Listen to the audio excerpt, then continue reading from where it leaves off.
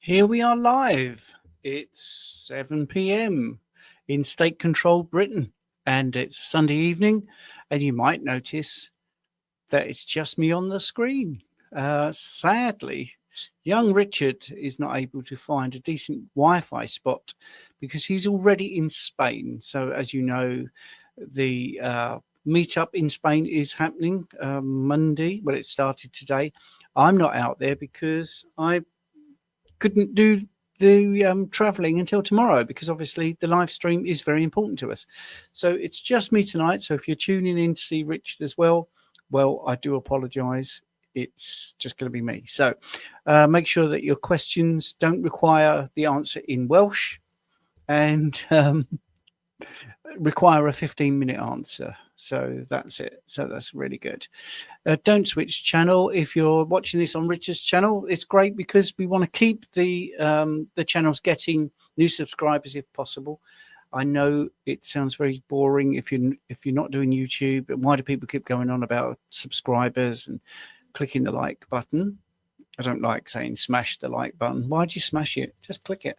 But it's free to subscribe and it's free to like and it helps the channel. That's basically it. So that's it.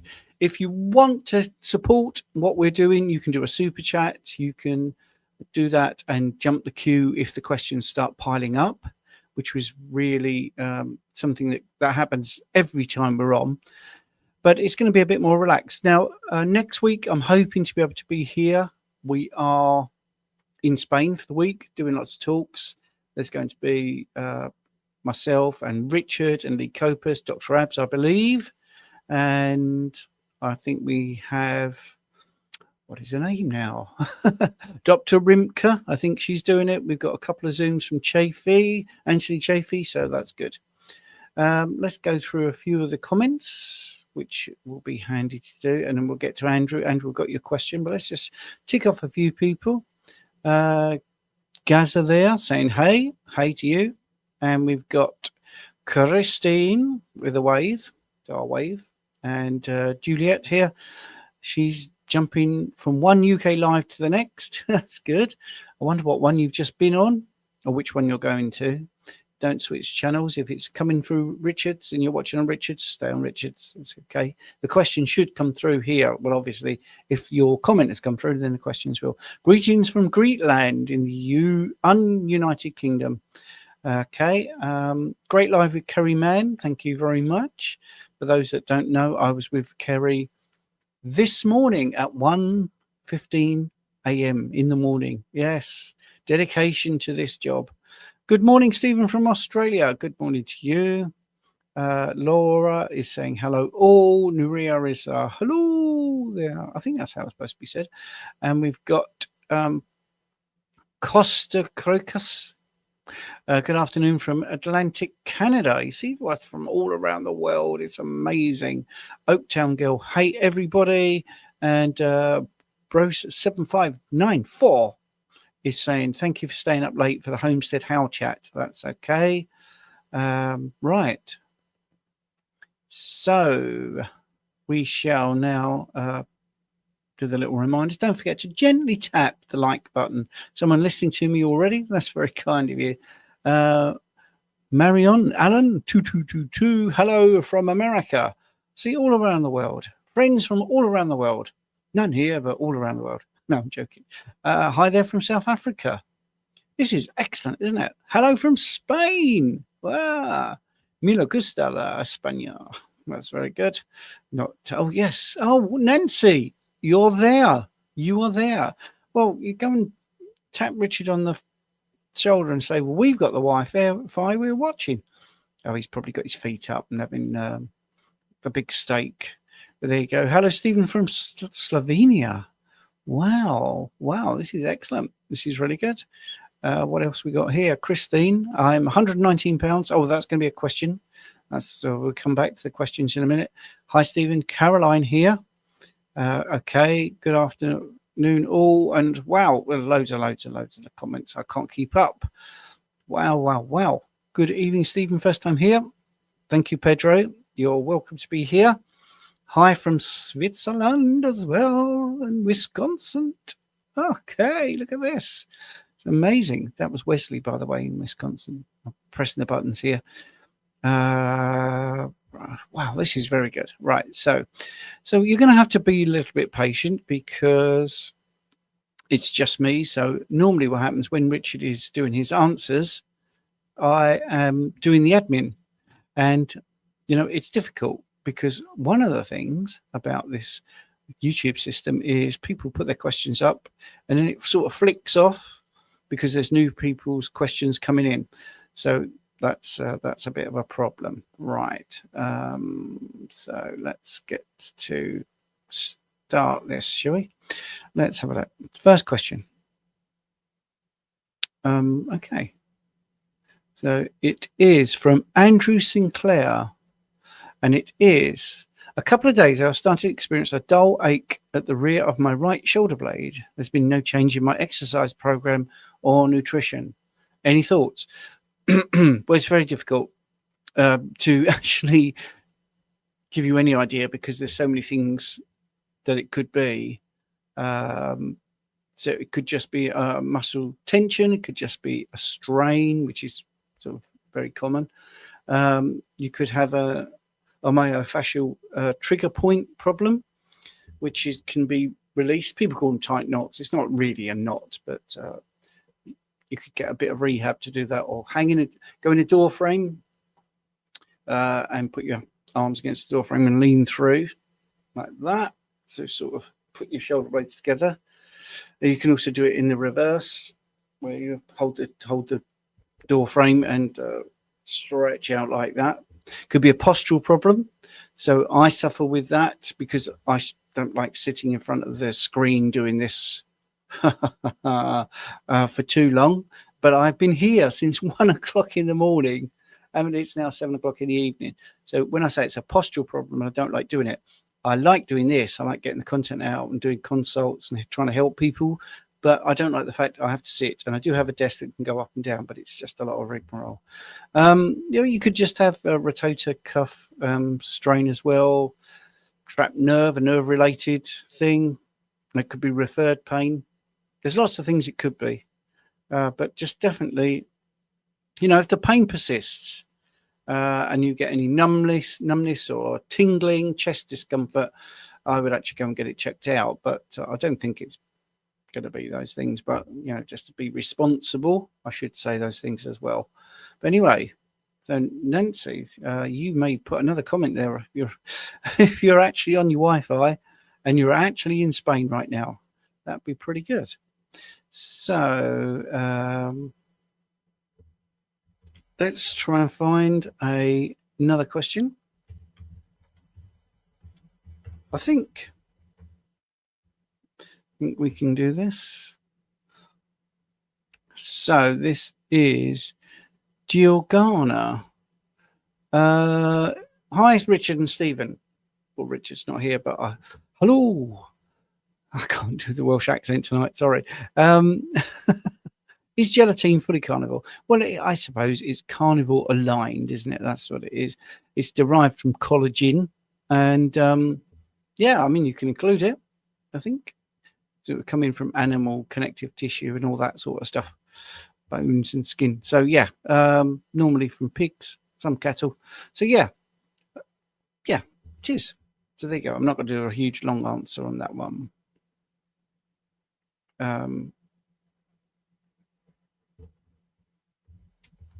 So let's see what's the next one. Can we get this one up? And I'm trying to answer people's questions as well as we're going. So just bear with me. Just bear with me. It's going to be a bit like amateur hour, as Bart K often says, amateur hour.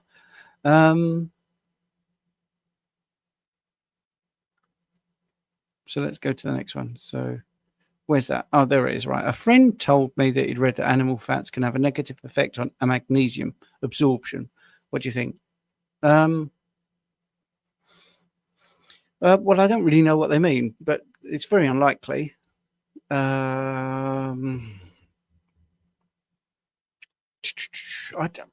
I'm trying to think how that would actually work. I think if you were having animal fat with fiber, that tends to do it because of the insolubility complexes in the digestive tract being impacted by the fiber and the fat. But animal fat on its own, in this way of eating, I've not come across that whatsoever. There's no mechanism in that. So there probably isn't something about people eating animal fat with like a mixed macronutrient sort of way of eating. So hopefully that's helped you. See if we can get the next one up.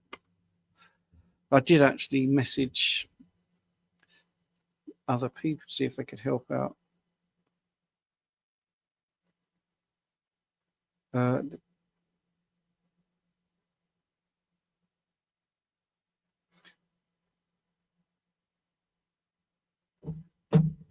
Anyway, right. Yeah, I just got a message from Richard. Yeah. Yeah, I'll come back to that.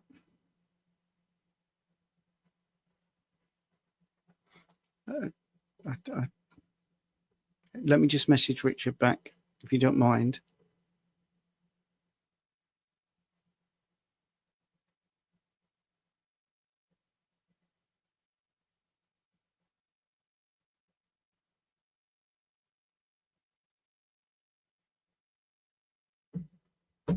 Right. Yeah, so just got a message from Richard. I'm thinking that might be a typo. So let's do Donna's question. Is the nitrate in bacon a problem? Ate a fair bit. I don't think so. It's not a significant problem. Nitrates have been used for thousands of years. This comes from actually more processed bacon, which isn't the nitrate so much as processed meats.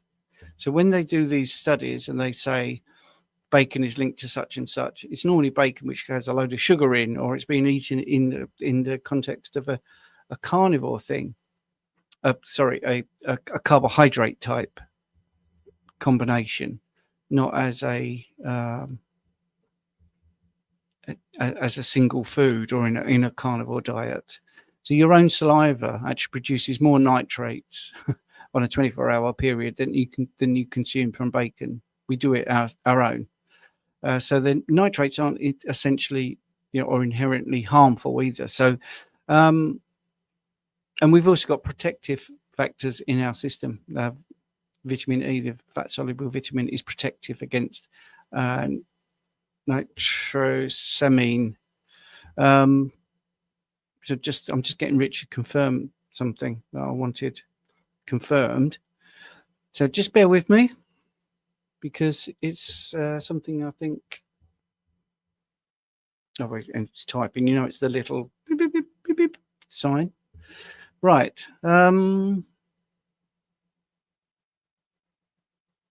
Oh, right, Richard. It was a typo. Right. Come on with this. Absolutely crazy, the typo. It's not auto-correct. It's auto-adjust or something, isn't it? Right. So if you're worried about them, you can always do uncured bacon or nitrate-free bacon, but I personally don't think it's worth worrying about. So let's go to the next question. And like I say, your saliva produces it. I'm glad, Caroline, you like this Sunday Live. North Carolina, Arizona. Okay. It's very nice. Cammie's a big supporter, so thank you, Cammie. What did you like about the live with Kerry? Because that would be interesting. If I told you what the typo was, you'll understand. I'm going to tell you, actually, because I think it would make a bit of sense, because the message from Richard was Abs is dead, but he isn't. He's red. He's sunburned from the beach. Yeah, so I was a bit shocked. obviously. So yeah, so I'm a little bit on the back foot. I think you can imagine that would be quite a shocking message to get.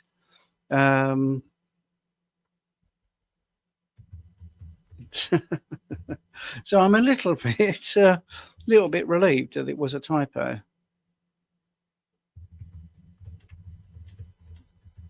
I'm just messaging back that he needs to be careful with what he's sending. Right. So let's go to the questions. Right. Okay. So let's do this. So we've got Lisa, Gastrin level 777. Could carnivore diet be the cause? Well, that's a significant elevation. I mean, gastrin is a hormone that stimulates stomach acid production. It's very unlikely that carnivore would have produced this this higher level, to be honest. But obviously it needs attention because is that a typo? Because 777 is about 7 to 8 times. So is in picograms per milliliter as well. So, right. Yeah, I'd like that confirmed if that's really the level. So yes, if it is that, then you would need to get a fasting pH measurement done or a secreting stimulation test to rule out a thing called Zollinger-Ellison syndrome. So I'm going to get back now. I'm going to be a bit more grounded after that terrible message, which was a typo. You can get your stomach acid assessment done, definitely. 8 pylori is also tested in this situation. B12 in intrinsic factor, if people don't know what that is about, well, when B12 is consumed in animal foods, because you don't get it in plant foods, it has to have haptocorine, a thing around it that protects it from the stomach acid. An intrinsic factor has to latch on to B12 later on. It doesn't latch on until right at the end of its journey, at the end of the small intestine, where there is a receptor for it. And so what happens is the haptocorine surrounds the B12. B12 goes through the stomach acid, then it gets ejected out of the stomach, goes into the duodenum, starts its travel down the small intestine, and the haptocorine comes off, and the intrinsic factor attaches to the B12, follows the B12 all the way around, and then when it gets down to the ileum or the end part of your small intestine, that's when it becomes active. That's a high level. So I would definitely have a follow-up on that because, yeah, that's quite high. I doubt it would be carnivore causing that. Never come across that in 16 years. So thanks for that. So what's Christine saying? Christine is saying, I have osteoporosis and train 4 times a week. My hardest. Started creatine 5 grams in homemade bone broth. I'm considering a training program in person. Eat carnivore 1.5 meals a day for the last 10 weeks. Excellent. Well, good luck with that. And that would be great. So, yeah, sorry, that message really did knock me for 6. You can probably tell. And we got a question for. Let's have a look. We've got a super chat. There we go. That's this. Can carnivore eliminate inner ear fluid? This is a really great question. As someone that's deaf, in particular, I'm going to show you something, and it is a bit freaky deaky. It really is. But I used to use this a lot. It's called an ear popper. Very good for glue ear. It could be something that could help you.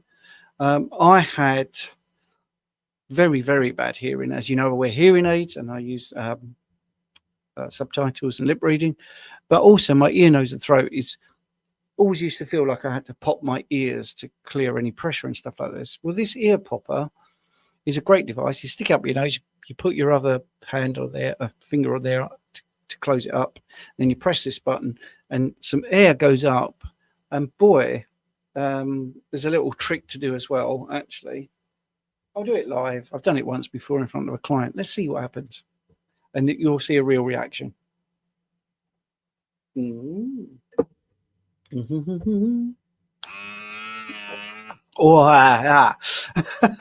it just opens up everything and gets things moving. Ear popper. If you can't get this is, I think it was an American invention actually. If you can't get an ear popper online because of where you live, they now insist on a prescription. You used to be able to get that without a prescription. There is also a device where you blow up a balloon and then you do the same thing, stick it up there, let the balloon go and sort of swallow at the same time. And it's brilliant for your ear, nose and throat. Absolutely brilliant. I mean, now I feel like I want to pop my ears again. So, and yeah, so I'm quite cross with Richard. I'm going to tell him off when I see him that he shouldn't do messages like that. So, yeah. He's not here, but he's causing havoc.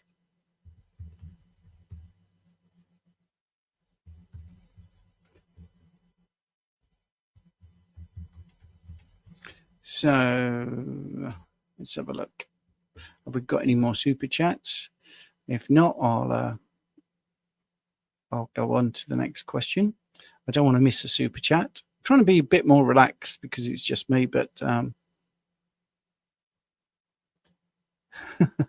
had the wind taken out of my sails. But anyway, here we go. Right, let's have a look. Oh, thank you for the feedback, Cami. Then I'll come back to the questions. I'm interested in what you liked about last night with Kerry, because maybe we'll do it again. I liked everything about it, especially when you talked about hope and that you addressed the comment from a person that struggled after 2 years of carnivore. He was critical and you handled it well. Oh, yes. Thank you very much. Yes. Right. Let's go back to the start questions. I think Jonathan's in the house. Jonathan. Now, I contemplated saying to Jonathan, do you want to jump on? But then I don't think it's very fair at short notice. But yes, thank you for saying it's good. Yeah, good bloke, Jonathan. Right. There we go. So let's get rid of that start question. I'm going to just talk out loud as I try to do this seamlessly. So we covered that one. We covered the super chat. Here we go for the next question, which is, I've been eating carnivore for about 5 weeks. Feel a lot better than I did, but I haven't lost any weight. Do I need to calorie count at all, or just give it time? Just give it time. You don't need to calorie count. Sort of irrelevant, really. You need to start snapping into being intuitive. You know, eat when you're hungry and stop when you're full. Your body will work it out. And, you know, it's not a weight loss diet. Many people come for the weight loss, but they actually notice that they sleep better, that their energy is better, their skin is better, their mental health is better, joint pain is gone, their GI tract seems to be repairing, they have better toilet habits, and weight loss then becomes a side effect. So yes, but welcome to Carnivore. Hope you've enjoyed your first 5 weeks, and yeah, you should feel better soon. Vitamin P, vitamin patience, is one of those things I think is a little bit underestimated. So yeah, let's go to the next question. So these are out of order because I know that there was definitely one from, let's have a look. Vitaligus, I think his name is, isn't it? Yes. That was definitely the next one. So YouTube putting them in the wrong order for me. Hello, I got some Keto Pro MCT powder. Can you remind me, explain difference between BHB exogenous ketones versus MCT powder and oil? Yeah, well, not really my scene. It's Richard is the expert. So yeah, BHB, beta hydroxy butyrate exogenous. That means from the outside, not endogenous. So you're taking it. Acute ketone elevation. That's what you'll get with that. So it's going to put your ketones up, and it's a pre-workout for energy. Some people use it for. I think Richard even says that's what he does. But I think he likes the MCT oil for daily energy more, if I remember rightly. I don't like the powder because it has a acacia fiber to it, so I can't cope with that. So the oil doesn't have the fiber. but the powder is obviously more convenient because it's portable and you can use your scoop and all that. If you have MCT oil, it can be a little bit problematic on your GI tract sometimes. So people have the powder. So I don't think it's a sort of one is better than the other. I think it's just those different things. And he talks about the purity. So I think I would save that question for when he's back. So it won't be tonight, obviously. I don't know if he's going to do tomorrow from Spain. No, we're not doing a live Q&A in the school community. So it might come back on Sunday next week. And hopefully Richard will be here to answer it. Hope that's okay. Sorry to be a bit rubbish, but it's the best I can do. Right. Okay. Let's have a look. So if you think I'm missing your question, I do apologize. YouTube is all over the place. So what's this? I think this is a two-part. Right. Okay. Right. This makes sense, but it's come in the wrong order. A friend who's overweight. How do we know he's not healthy versus my diet? I quoted studies, still does not believe, has concerns also because pre-diabetic, collapsed vein in brain that causes stroke. He says, how do we know he's not healthy?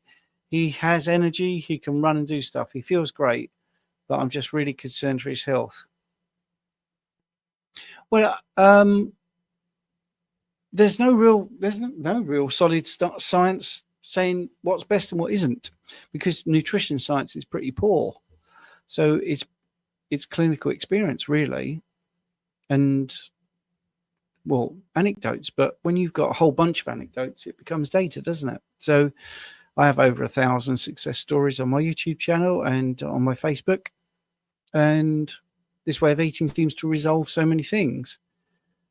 The best thing you can do for someone who is not tip top is just suggest they try it for a bit. Just experiment. Do it for 30 days. The thing is, I did it for 30 days as an experiment, and here I am 6 years later. That's my fatty latte I'm having, by the way.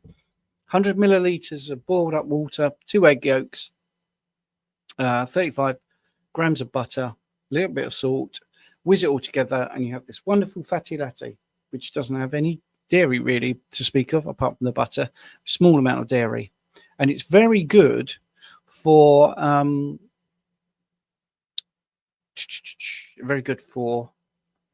replacing coffee if you're worried about coffee.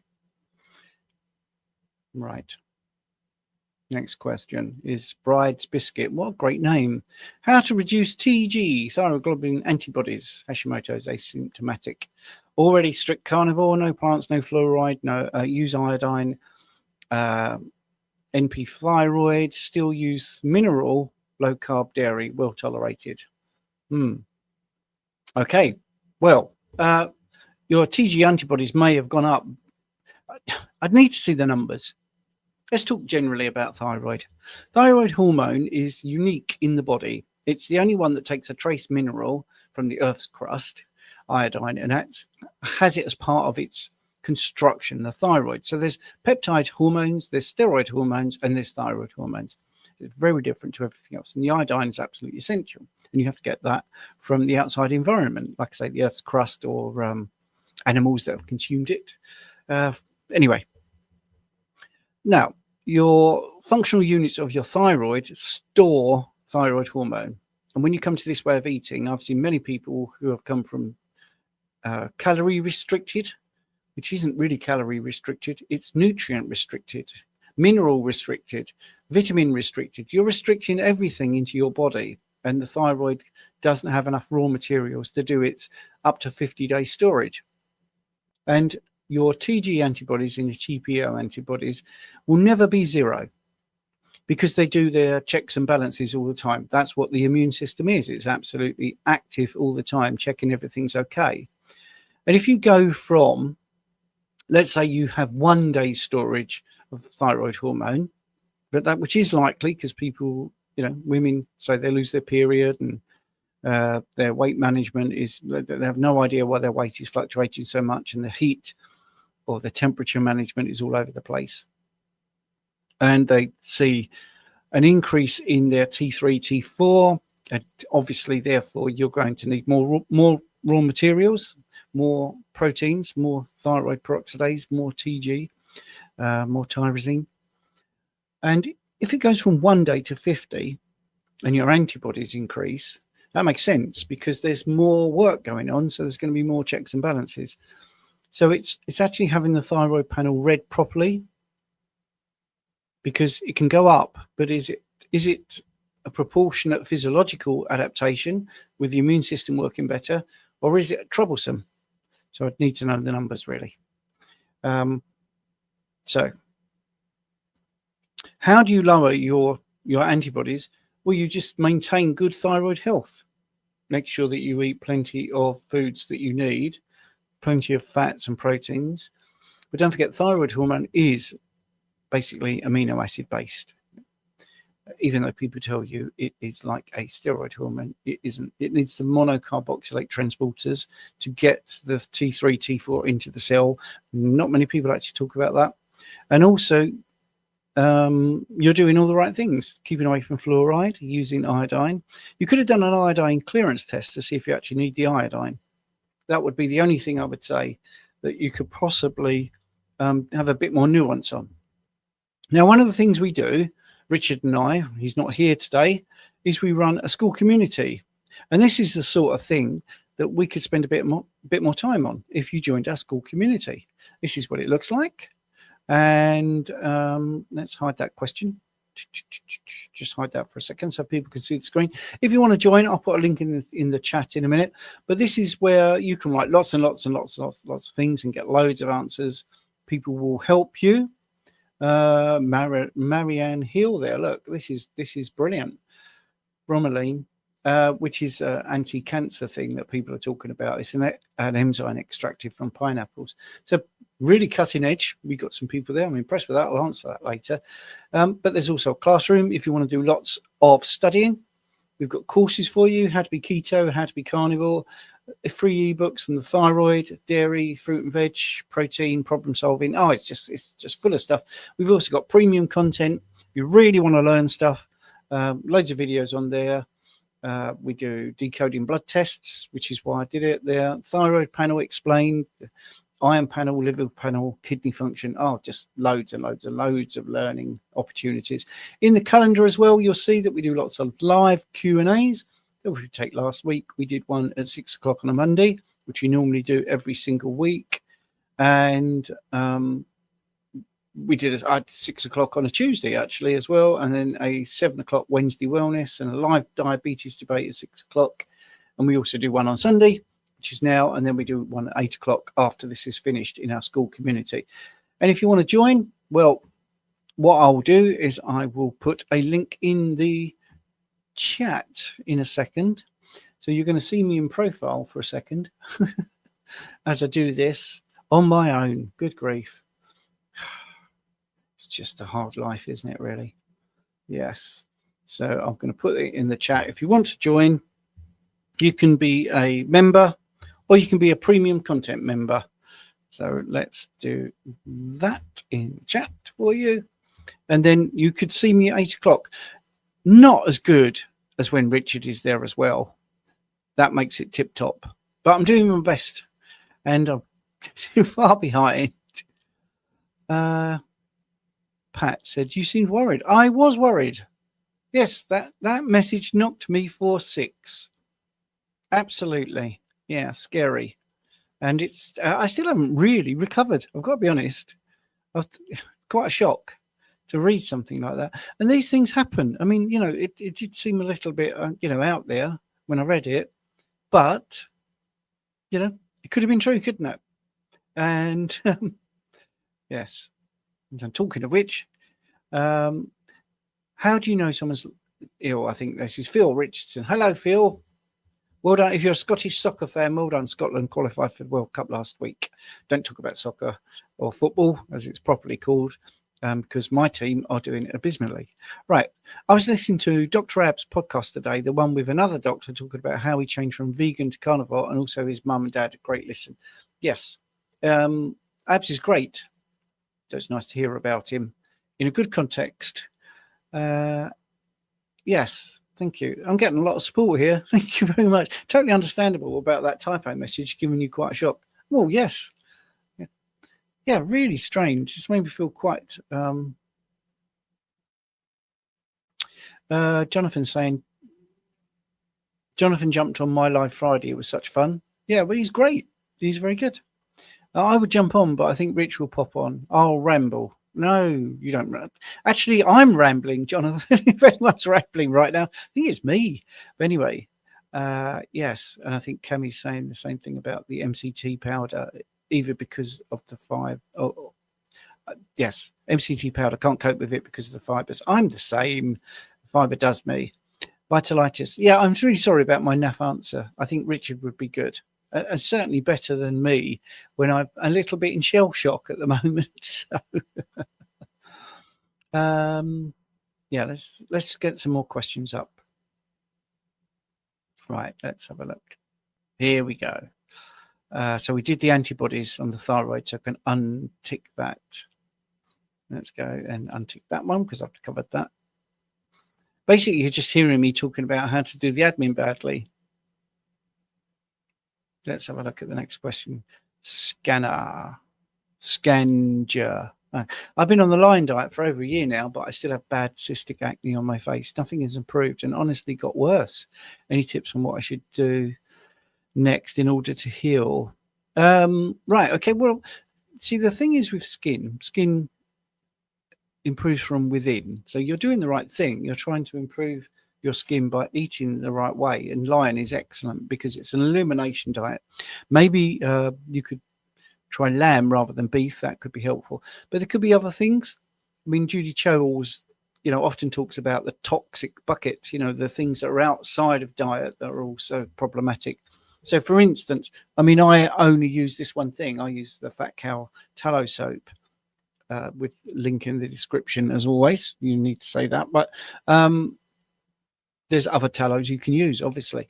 And I don't use soaps, I don't use any shower gels, I don't use anything other than something that's natural. In fact, somebody said to me, don't put anything on your skin unless you would be prepared to eat it.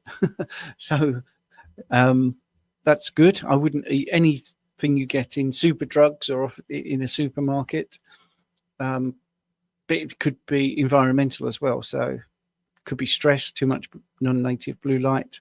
It could be that you're not getting out enough. You're not getting enough sunlight. You're using sunscreen, which is not very good. So I think lots of different things. Detergents. What are you washing your towels in? How do you dry your face? Loads of things. So I would look into that. I would look into other things beyond diet if it's not clearing up.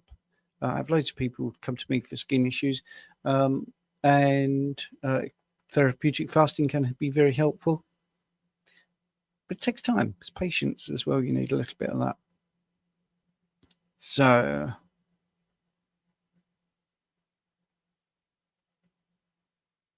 let's have a look.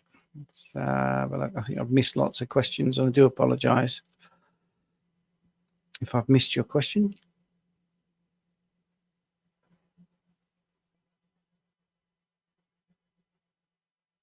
Oh, there is loads here. So I don't know what YouTube's doing to me tonight. So it's amateur hour tonight, and I'm off to Spain tomorrow. Andrea, you're interested to know about the fatty latte? I think I gave out the ingredients, did I not? So yes, it looks very nice. Oh, vanilla extract. That's what I missed. I knew there was something. Yeah. 100 milliliters of water, which you boil up, and while it's boiling, just get a thing to whiz it up. Put 2 egg yolks in there, 35 grams of butter, a little bit of salt, a little bit of vanilla extract. Start whizzing that up. Put the boiling water in as you go, whiz it up, and you have a fantastic drink, which is as good, if not better, than a coffee. It is fantastic. Right, let's go back. So we got to Jonathan saying, hey, did the calorie count one, so I can get rid of that one.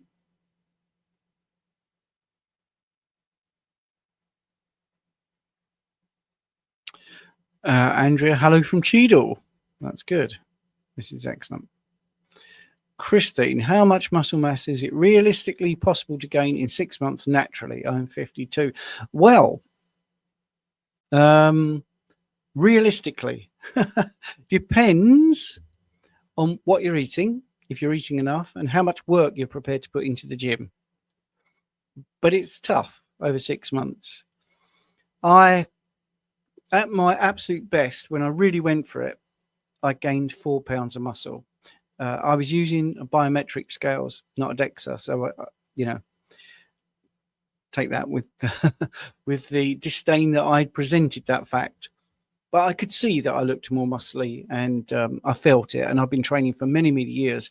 And I did that when I was 55, and I was logging my body composition. So I did it in a spreadsheet over very many months, doing the whole thing, the visceral fat, muscle mass, water weight, and everything. So even if the numbers are not correct, we still saw the trend. So I gained a fair bit of muscle mass. I don't know if I think Richard might say something like 7 pounds of muscle over a year would be about the maximum he's heard of if you're natural. But anyway, it is definitely possible to, at any age, gain muscle if you're prepared to eat right and train correctly. Not overtrain, by the way, but when you do train, put a shift in. You've got to push your body to the physiological limits. It's no good going in and just grinding out something where you're just doing what you did the day before and the day before that. Progressive overload is obviously something you've got to look at as well. So, yeah. But in saying that, going there, doing all those things, you're going to feel better. Your body composition is going to improve. And there's no real downsides to training if you do it properly. You're going to be stronger. And all those other things like your connective tissue and your bone mineral density is going to improve. It's going to be one of those things where it's just benefit after benefit. So I've been doing this a long time, and before that, I used to be an advanced personal trainer. And I know it's corny, but I'm going to say it. I never heard anybody say to me after they've worked out, wow, I really regret doing that.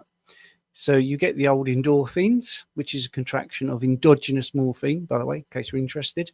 And, you get the feel-good factor as well from training. So even if you gained 2 pounds of muscle, you still probably look better. Your bone density will thank you later in life. And I think your mental health will be better. So that's that. We've got someone from Athens here. Athenian Carnivore R81. Good. Yeah, absolutely. I've done that question as well. I do apologize for this. It's very strange what YouTube is doing to me tonight. It's repeating questions on me. Have we heard that one? Gillian, you're doing a great job, Stephen. Enjoying the content tonight. Thanks for doing admin and questions. That's okay. Probably did do that already. Target prime rib. Hello. Oh, we're back to Jonathan's. Anyway, you love my bookends. Good. I love my bookends too. I couldn't get one that's black. Firstly, you wouldn't be able to see the dogs. My dog is black with a little bit of white here and a little white beard. And I wanted one that looked like Rupert, but couldn't get them. But anyway, I realised that if we had black dogs, you probably wouldn't see them. That's holding up my books, which I'm very proud of. So have a look at the next question. Any of you eat with a window 6 to 10? Of an eating window of 6 to 10. Well, I think a lot of people do, because 18-6 is a real common pattern for people that don't know what that's on about. You eat for a period, you have an eating window, so maybe 6 hours, and then for 18 hours you don't eat. Or some people, Yeah. So is there anyone in the chat saying what they do? Hopefully, Christine, people are answering you. Oh, there you go. You could also be talking about the time, 6 p.m. to 10. You could be talking about that, or 6 in the morning. So Target Prime Rib is saying, I usually eat between 5 a.m. to 11 a.m. Do you know what? I think for me, early morning eating doesn't work. If I have breakfast, I think my body composition goes south. Also, my body composition goes south when I'm a bit stressed. So, for instance, this trip to Spain, I have a load of anxiety about the Q&As afterwards because my hearing, I really don't like doing the Q&As. I like the thought of doing Q&As, but I don't like the thought of not being able to hear easily, and it just stresses me. So although I'm really looking forward to doing it, that is hanging over me. Absolutely hate it. Absolutely hate it. But there you go. So I feel this week I haven't eaten as well or as on point as I normally do. So there you go. In case you know. But anyway, I've eaten breakfast, which I don't normally do. Right, Christine lost 4 pounds, 2% body fat in 10 weeks. You see, this is brilliant, isn't it? That is really good going. Sorry, I've got to finish this fatty latte. It's gorgeous. Right.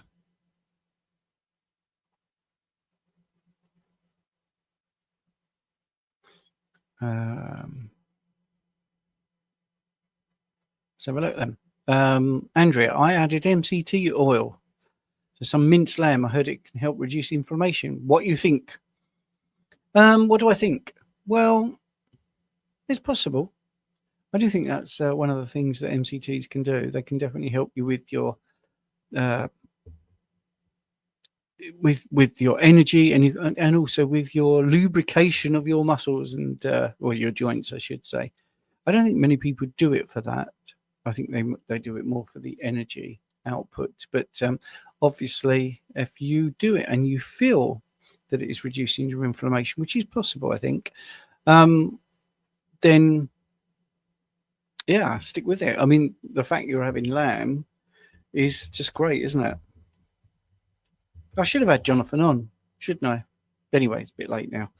And I could have done some admin and answered people as I was doing this. But yes, I mean, lamb is anti-inflammatory anyway. But it definitely, I mean, MCT does actually have some sort of claims to inflammation reduction, but I think it's difficult. I think it's a difficult stretch, really. Nutrition science is limited due to ethics. Oh yeah, I mean, this is such a good thing to talk about, isn't it? Because all the best studies were before there was ethics. And you know, if you look at the Minnesota coronary experiment and the starvation experiments, there was some really good data, but you couldn't do that now. And also, you know, the pharmaceutical companies use ethics to help them get to the conclusions they want to get to. So I'm thinking of a certain pharmaceutical procedure where they say, well, we can't use a placebo because that's saying that the group on placebo, we're withholding something that could make their life better and keep them healthy. That's not ethical. But I tell you what, if I was in a pharmaceutical study, I would always choose to be in the placebo group. As long as I knew it was a genuine placebo, I'd be quite happy to get paid lots of money to do it. I did actually put myself forward to do a study because I wanted to know firsthand how they ran. And I would have earned a lot of money from it because I agreed to do a few weekends, but I couldn't go through with it because the food that we would have to eat, which they wouldn't allow me to take a picture of the menu, by the way, because I couldn't believe what terrible food it was. And also when they did the survey of what I was currently eating, meat was, it was just a button on this, it was done electronically. Literally, there was like just buttons to choose yes or no. And it said, do you eat meat?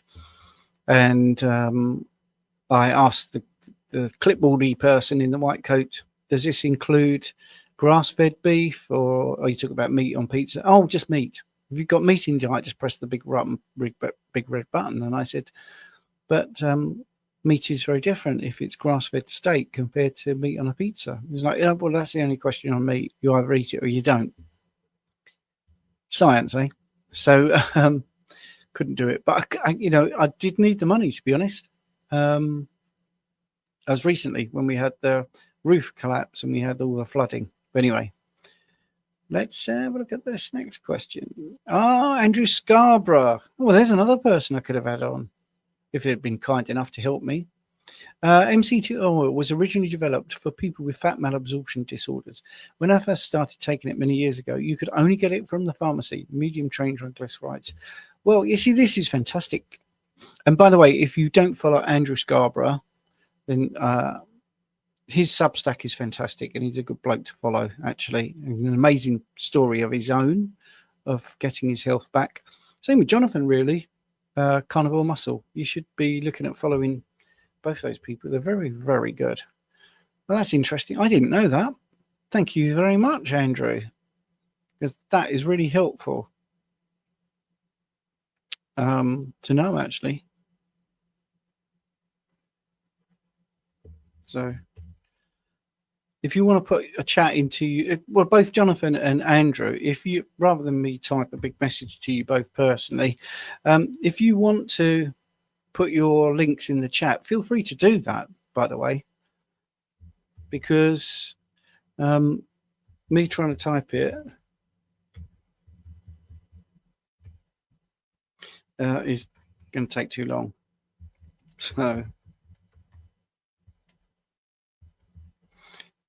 So yes, right. Laura is saying MCT being your fats and the BHB is putting extra ketones into your body again, both for energy. Yes, I mean, yes, that's a nice short way of looking at it. Do you know what? Should we teach Richard that, Laura? That's how we can answer it, isn't it? So let's have a look at the next thing. Evening, Stephen. Can carnivore help with Meniere's disease? Well, it's, again, it's anecdotal. So we were just saying about how bad the nutrition science is. Yes, definitely seen improvements. I mean, reduced inflammation. And I mean, the inner ear is difficult to deal with. Now, my hearing aids, when I first got those fitted, not these ones, but behind the ear. Well, actually, I was only allowed to have one because the NHS wouldn't give me two, even though I was supposed to have two. And I asked about the cochlear thing, which is like this sort of snaily thing, because they reckoned that the hairs there were damaged. And I asked in my ignorance at the time, because it was obviously I'd just been told, I was in my 20s, and I didn't know I was going to be deaf. I said, well, there's a big picture of it up there. Is there no way of, or diagram, is there no way of, you could do some sort of surgery to help? And I remember the guy got his pen on a bit of paper, did a little dot on the paper and said, that's how big your cochlear actually is. So, right, okay. So it's all very microscopic, but the thing is, you can help it, definitely, because I have actually helped people that had vertigo, and there's so many different things you can do. So this way of eating will reduce your systemic inflammation. That's the biggest thing. But also, I think your fluid balance is helped, which obviously is going to be very good. Don't forget, we're eliminating seed oils, refined carbohydrates, processed foods, which can definitely affect inflammation across the body, including inside your ear. And because the water retention is improved as well, as in reduced, because obviously you've got, every molecule of glucose, there's 3 molecules of water. If there's less glucose floating around in your bloodstream, then you're going to have less water retention. So yeah, absolutely. I would say you're giving, I can't say it definitely will do it because we're not allowed to say that, but you're giving yourself the best environment, the best chance for it to improve. So yes. So let's have a look at this. I'm doing chicken bone broth with some chicken feet. First time, Christine. Well done. I love that people do this because it's just so, what's the word? It's just so inspirational that people are cooking from scratch. I'm going to have a sip of my fatty latte if you don't mind. Oh boy, that's gorgeous. Right. There's a video on my channel of that, me making it. There's a short. I did it about 2 weeks ago. Fatty latte. Right. Luigi. Hi guys. Do you think that we must eat protein in a 3 to 4 hour window before training, or can we do it even after 12 hours of fasting? Yep. I am carnivore and trying to do OMAD, eating 1.75 grams per kilogram of lean body mass. Yeah, as long as over a 24-hour period you're getting enough amino acids and you're eating enough and you train properly, it's all worth doing. All this stuff about eating protein 3 to 4 hours before or having a protein shake afterwards, no, you don't need to do that, because your body, it doesn't work like that. You know, nutrition partitioning just works, and once it's in your stomach, it's divvied up and it's put in amino acid pools and distributed across your body, and you've got glycogen, and you've got just so many different ways that protein is divvied out. So you don't need to suddenly bump it up because you're going to train, but the proviso is that you do eat enough over every 24-hour period to make sure that there is enough protein for protein synthesis. I think that one of the things Richard would say is you want to get enough leucine to elicit the mTOR. And I think that's 3 to 4 hours a day, 3 to 4 times a day. He talks about eating enough to elicit that mTOR activation. But if you're on OMAD and it's working for you, that's great. So should have got Jonathan on, shouldn't I? Really? I'm going to say I'm enjoying people from all over the world. Argentina, greetings from Argentina. You are my mentor. I don't know if you mean me or Richard, but it's very nice if it is me. Cami, when I went to school to become a nutritional therapist, the principal used me as an example to show how good a vegan diet is because I looked healthy, but it was a complete disaster for my health.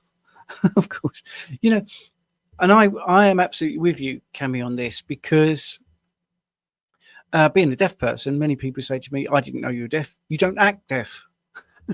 You know, but I am severely deaf. Yes, absolutely. Registered disabled, to be honest with it. So that's how bad it is. And people just don't know, do they?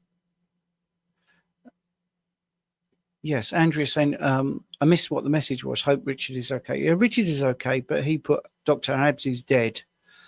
But he actually meant to write Dr. Abs is red from sunbathing. So that was a little bit distressing. Anyway, don't want to end on that message, really, do I? I want to end on a happy one.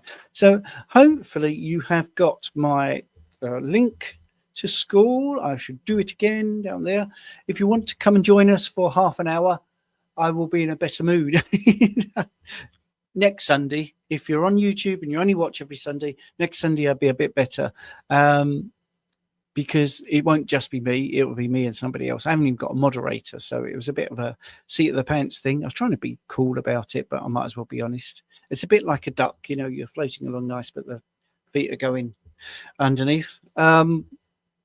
So if you're just on YouTube, we'll see you next Sunday at 7 if I can get here back from Spain. I'm talking in Spain over the next Monday, Tuesday, Wednesday over there with Phil Escott and Richard and all that, and Dr. Abs and Lee Copus and Mary Ruddick and Dr. Ribka. She's there as well. So it should be a fantastic time. Anyway, I'll see you next week at 7 p.m.